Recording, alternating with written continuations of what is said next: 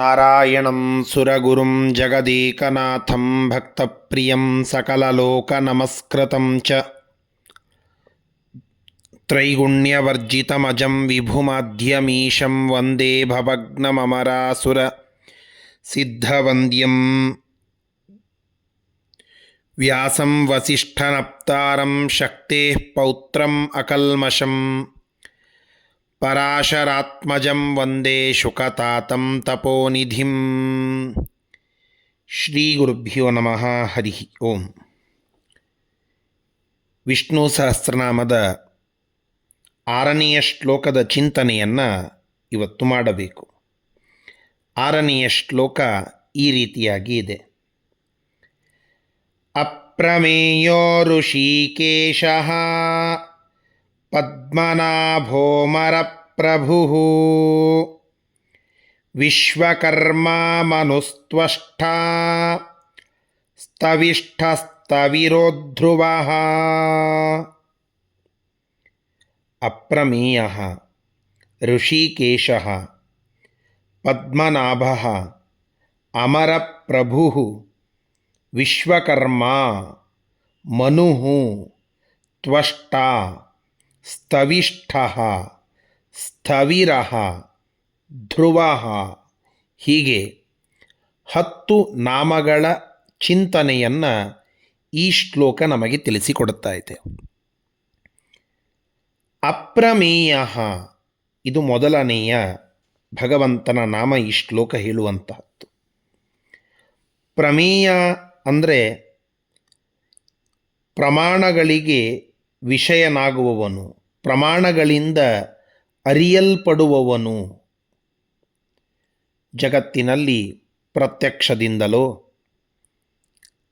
ಅನುಮಾನದಿಂದಲೋ ಹೀಗೆ ಒಂದು ಪ್ರಮಾಣಗಳಿಂದ ಪೂರ್ಣವಾಗಿ ತಿಳಿಯುತ್ತನಿದ್ದ ಅಂತಂದರೆ ಅವನನ್ನು ಪ್ರಮೇಯ ಅಂತ ಕರೀತಾರೆ. ಭಗವಂತ ವಿಷ್ಣು ಯಾವ ಪ್ರಮಾಣಗಳಿಂದಲೂ ಪೂರ್ಣವಾಗಿ ತಿಳಿಯಲಿಕ್ಕೆ ಸಾಧ್ಯ ಇಲ್ಲ. ಆದ್ದರಿಂದ ಅವನು ಅಪ್ರಮೇಯ ಎಂಬುದಾಗಿ ಭಗವಂತನ ಹೆಸರನ್ನು ಹೇಳುತ್ತಾರೆ. ಇನ್ನೊಂದು, ನ ವಿದ್ಯಂತೆ ಪ್ರಮಾತುಂ ಯೋಗ್ಯಾಃ ಪರಿಚ್ಛಿನ್ನಾ ಗುಣಾಃ ಯಸ್ಯ ಅಸೌ ಪ್ರಮೇಯಃ ಅಪ್ರಮೇಯಃ ಎಂಬುದಾಗಿ ಒಂದರ್ಥವನ್ನು ಸತ್ಯಸಂಧ ತೀರ್ಥರು ಹೇಳುವಂತಹದ್ದು. ಭಗವಂತ ಸೀಮಿತವಾದ ಗುಣಗಳಿಂದ, ಎಣಿಕೆಗೆ ಬರುವಷ್ಟು ಗುಣಗಳಿಂದ ಮಾತ್ರ ತಿಳಿಯುವವನಲ್ಲ. ಅವನ ಗುಣಗಳು ಅನಂತ, ಅಸಂಖ್ಯಾತ. ಸಂಖ್ಯೆಯನ್ನು ಮೀರಿ ಭಗವಂತನ ಗುಣಗಳುಂಟು. ಆ ಗುಣಗಳ ಸರಣಿಗೆ ಅಂತವಿಲ್ಲ. ಅಂತಹ ಅಪರಿಚ್ಛಿನ್ನವಾದ ಗುಣಗಳನ್ನು ಹೊಂದಿರುವವನು, ಪರಿಚ್ಛಿನ್ನವಾದ ಗುಣಗಳಿಂದ ಅವನನ್ನು ತಿಳಿದುಕೊಳ್ಳಲಿಕ್ಕೆ ಸಾಧ್ಯವಿಲ್ಲ. ಆದ್ದರಿಂದ ನ ವಿದ್ಯಂತೆ ಪ್ರಮಾತುಂ ಯೋಗ್ಯಾಃ ಪರಿಚ್ಛಿನ್ನಾ ಗುಣಾಃ ಯಸ್ಯ ಅಸೌ ಅಪ್ರಮೇಯಃ. ಆದ್ದರಿಂದ ಅವನನ್ನು ಅಪ್ರಮೇಯ ಅಂತ ಕರೆಯಬೇಕು. ಋಷಿಕೇಶ, ಋಷಿಕಗಳು ಅಂತಂದರೆ ನಮ್ಮ ಇಂದ್ರಿಯಗಳು ಅಂತ ಅರ್ಥ. ಆ ಇಂದ್ರಿಯಗಳನ್ನು ಗೆದ್ದು ಅವುಗಳಿಗೆ ಒಡೆಯನಾದಂಥವನು, ಅವನನ್ನು ಋಷಿಕೇಶ ಅಂತ ಕರೀತಾರೆ. ಋಷಿಕಾಣಿ ಇಂದ್ರಿಯಾಣಿ ತೇಷಾಂ ಈಶಃ ಋಷಿಕೇಶ. ಎಲ್ಲ ಇಂದ್ರಿಯಗಳನ್ನು ಗೆದ್ದ ಸಿದ್ಧಪುರುಷರಲ್ಲಿ ಇರುವವನು ಭಗವಂತ ಅನ್ನುವ ಒಂದರ್ಥವಾದರೆ, ಇಂದ್ರಿಯಗಳಿಗೆ ಅಭಿಮಾನಿಯಾದ ದೇವತೆಗಳೆಂತ ಯಾರ್ಯಾರಿದ್ದಾರೋ ಆ ಎಲ್ಲ ಇಂದ್ರಿಯಾಭಿಮಾನಿ ದೇವತೆಗಳಿಗೆ ಈಶಃ ಒಡೆಯನು ನಮ್ಮ ಭಗವಂತ. ಆದ್ದರಿಂದ ಋಷಿಕೇಶ. ಇನ್ನೊಂದು ತುಂಬ ವಿಶಿಷ್ಟವಾದ ಅರ್ಥವನ್ನು ಸತ್ಯಸಂಧ ತೀರ್ಥರು ತಿಳಿಸುವಂತಹದ್ದು.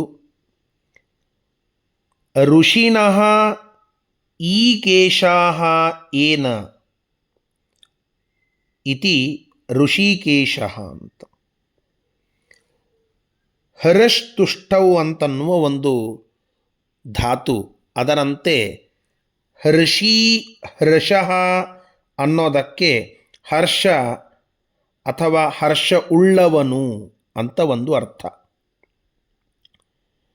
ಹರ್ಷಿಣಃ ಹರ್ಷ ಉಳ್ಳವರಾಗುತ್ತಾರೆ. ಯಾರು? ಈ ಕೇಶಾಹ. ಈ ಅನ್ನೋದಕ್ಕೆ ಲಕ್ಷ್ಮೀದೇವಿ ಅಂತ ಸಂಸ್ಕೃತದ ನಿಘಂಟು ಹೇಳುತ್ತದೆ ಅರ್ಥ. ಕಹ ಅಂತನ್ನೋದಕ್ಕೆ ಬ್ರಹ್ಮದೇವರು ಅಂತ ಒಂದರ್ಥ.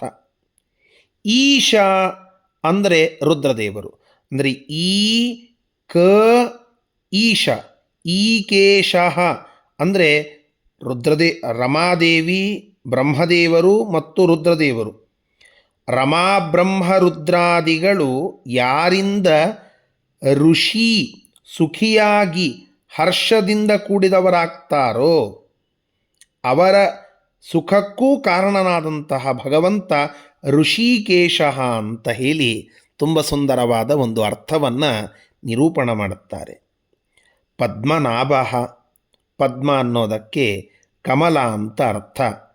ಆ ಕಮಲದಂತೆ ನಾಭವನ್ನು ಉಳ್ಳವನು. ಪದ್ಮಂ ನಾಭೌ ಯಸ್ಯ ಸಹ ಪದ್ಮನಾಭ. ಯಾವ ಆ ಕಮಲದಿಂದ ಬ್ರಹ್ಮದೇವರು, ಚತುರ್ಮುಖ ಬ್ರಹ್ಮದೇವರು ಹುಟ್ಟಿ ಬಂದರು ಅಂತ ನಾವು ಕೇಳುತ್ತೇವೋ ಅಂತಹ ಬ್ರಹ್ಮದೇವರ ಸೃಷ್ಟಿಗೆ ಕಾರಣವಾದ ಆ ಒಂದು ಕಮಲವನ್ನು ತನ್ನ ಹೊಕ್ಕಳಿನಲ್ಲಿ ಉಳ್ಳಂತಹ ಭಗವಂತ, ಅವನನ್ನು ಪದ್ಮನಾಭ ಅಂತ ಕರೀತಾರೆ. ಅಂತಹ ಭಗವಂತನನ್ನು ಇಲ್ಲಿ ವರ್ಣನ ಮಾಡುತ್ತಾ ಇರುವುದುಂಟು. ಅಮರಪ್ರಭು, ಅಮರಪ್ರಭು, ಅಮರರು ಅಂದರೆ ಮರಣ ಇಲ್ಲದಂಥವರು. ಅವರ್ಯಾರು? ದೇವತೆಗಳು. ಆ ಅಮರರಾದ ದೇವತೆಗಳಿಗೆ ಪ್ರಭು ಸ್ವಾಮಿಯಾದಂಥವನು, ಒಡೆಯನಾದಂಥವನು. ಎಲ್ಲ ದೇವತೆಗಳು ಬ್ರಹ್ಮ,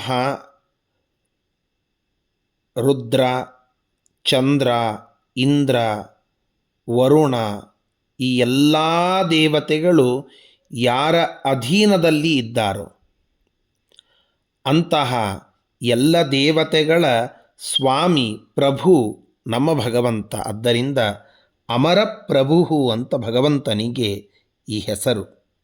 ವಿಶ್ವಕರ್ಮ,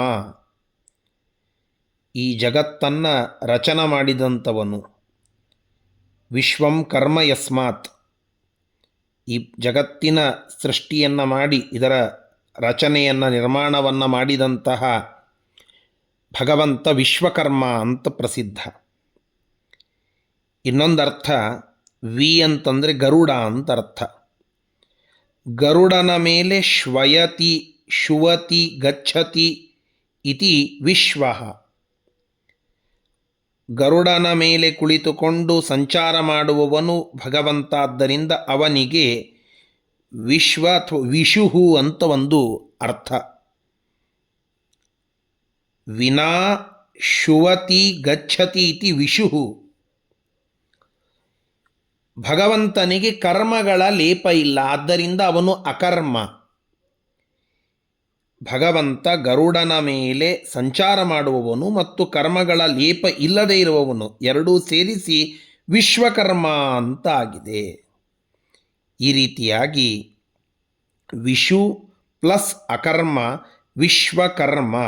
ವಿಶುಶ್ಚ ಅಸೌ ಅಕರ್ಮಶ್ಚ ವಿಶ್ವಕರ್ಮ ಎಂಬುದಾಗಿ ಒಂದು ಅಪೂರ್ವವಾದ ಅರ್ಥ ಈ ನಾಮಕ್ಕೆ ನಾವು ತಿಳಿದುಕೊಳ್ಳಬಹುದು. ಮನುಹು, ಈ ಮನುಹು ಅನ್ನುವುದಕ್ಕೆ ಅವಬೋಧನೆ ಅಂತ ಅರ್ಥ. ಮನುಹು ಅಂತಂದರೆ ಜ್ಞಾನರೂಪ, ಜ್ಞಾನಸ್ವರೂಪನಾದಂತಹ ಭಗವಂತನನ್ನು ಮನುಹು ಅಂತ ಕರೀತಾರೆ. ತ್ವಷ್ಟ, ತ್ವಷ್ಟ ಅಂದರೆ ದೀಪ್ತ ಅಂತ ಅರ್ಥ. ದೀಪ್ತ ಅಂದರೆ ಜಾಜ್ವಲ್ಯಮಾನನಾದಂಥವನು, ಕಾಂತಿಯುಕ್ತನಾದಂಥವನನ್ನು ತ್ವಷ್ಟ ಅಂತ ಕರೀತಾರೆ. ಸ್ತವಿಷ್ಠ, ಸ್ತವಿಷ್ಠ ಅಂದರೆ ಸ್ಥೂಲವಾದ ಆಕಾರವನ್ನು ಹೊಂದಿರುವವನು ಭಗವಂತ. ಅಣೋರಣೀಯಾನ್ ಮಹತೋ ಮಹೀಯಾನ್ ಎಂಬುದಾಗಿ ಹೇಳಿದಂತೆ ಅಣುವಾಗಿಯೂ ಇರಬಲ್ಲ, ತುಂಬ ವಿಸ್ತಾರವಾದ ದೇಹ, ಸ್ಥೂಲವಾದ ಆಕಾರ, ಅತ್ಯಂತ ಸ್ಥೂಲವಾಗಿ ಆ ರೂಪವನ್ನೂ ತೆಗೆದುಕೊಳ್ಳುವ ಸಾಮರ್ಥ್ಯ ಭಗವಂತನಿಗುಂಟು. ವಿಶ್ವರೂಪದ ವರ್ಣನೆಯನ್ನು ಮಾಡುವಾಗ ಗೀತೆಯಲ್ಲಿ ಹೇಳುತ್ತಾರಲ್ಲ, ಅತ್ಯದ್ಭುತವಾದ ರೂಪ, ಅದೆಷ್ಟು ವಿಸ್ತಾರವಾಗಿ ಇತ್ತು, ಅದೆಷ್ಟು ಸ್ಥೂಲವಾಗಿ ಇತ್ತು, ಹೇಳಲಿಕ್ಕಾಗುವುದಿಲ್ಲ. ಅಂತಹ ಅತ್ಯಂತ ಸ್ಥೂಲವಾದದ್ದು ಸ್ಥವಿಷ್ಟ, ಅದು ಭಗವಂತ ಅಂತ. ಸ್ಥವಿರಃ ಪ್ರವಯಾಸ್ತವಿರೋ ವೃದ್ಧ ಅಂತ ಅಮರಕೋಶ ನಮಗೆ ಹೇಳುವಂತಹದ್ದು. ಸ್ಥವಿರಃ ಅಂದರೆ ವೃದ್ಧವಾದದ್ದು. ವೃದ್ಧ ಅಂದರೆ ಬಹಳ ಹಿಂದೆ ಇದ್ದದ್ದು. ಎಷ್ಟು ಹಿಂದೆ? ಸೃಷ್ಟಿಗಿಂತ ಹಿಂದೆ ಇದ್ದದ್ದು ಯಾರು? ಭಗವಂತ. ಅವನನ್ನು ಸನಾತನ, ಪ್ರಾಚೀನ, ಪುರಾತನ ಅಂತ ನಾವು ಕೇಳುತ್ತೇವಲ್ಲ, ಹಾಗೆ ಸ್ಥವಿರಃ ಅಂದರೆ ಅತ್ಯಂತ ಪ್ರಾಚೀನನಾದಂತಹ ವಿಷ್ಣು ಎನ್ನುವ ಅರ್ಥ. ಧ್ರುವ, ಸಜ್ಜನರ ಹೃದಯದಲ್ಲಿ, ಭಕ್ತರ ಮನೆಯ ಮಂದಿರದಲ್ಲಿ, ಭಕ್ತರ ಹೃದಯ ಮಂದಿರದಲ್ಲಿ ಭಗವಂತ ಸ್ಥಿರವಾಗಿ ಧ್ರುವವಾಗಿ ಇರ್ತಾನೆ. ಆದ್ದರಿಂದ ಧ್ರುವ ಅಂತ ಅವನಿಗೆ ಹೆಸರು. ಧ್ರುವನಂತಹ ತಪಸ್ಸನ್ನು ನೀವು ಮಾಡಿದರೆ ಭಕ್ತ, ಆ ಭಕ್ತನ ಹೃದಯ ಮಂದಿರದಲ್ಲಿ ಧ್ರುವವಾಗಿ ಯಾವತ್ತಿಗೂ ಭಗವಂತ ಸ್ಥಿರವಾಗಿ ನಿಲ್ಲುತ್ತಾನೆ. ಆದ್ದರಿಂದ ಭಗವಂತನಿಗೆ ಒಂದು ಹೆಸರು ಧ್ರುವ ಅಂತ. ಹೀಗೆ ಅಪ್ರಮೇಯ ಋಷಿಕೇಶ ಪದ್ಮನಾಭ ಅಮರಪ್ರಭು ವಿಶ್ವಕರ್ಮ ಮನು ತ್ವಷ್ಟ ಸ್ಥವಿಷ್ಠ ಸ್ಥವಿರ ಧ್ರುವ, ಹೀಗೆ 10 ನಾಮಗಳ ಸಂಕೀರ್ತನೆ ಈ ಶ್ಲೋಕದ ಸಾರಾಂಶ. ಶ್ರೀಕೃಷ್ಣಾರ್ಪಣಮಸ್ತು. ಹರಯೇ ನಮಃ.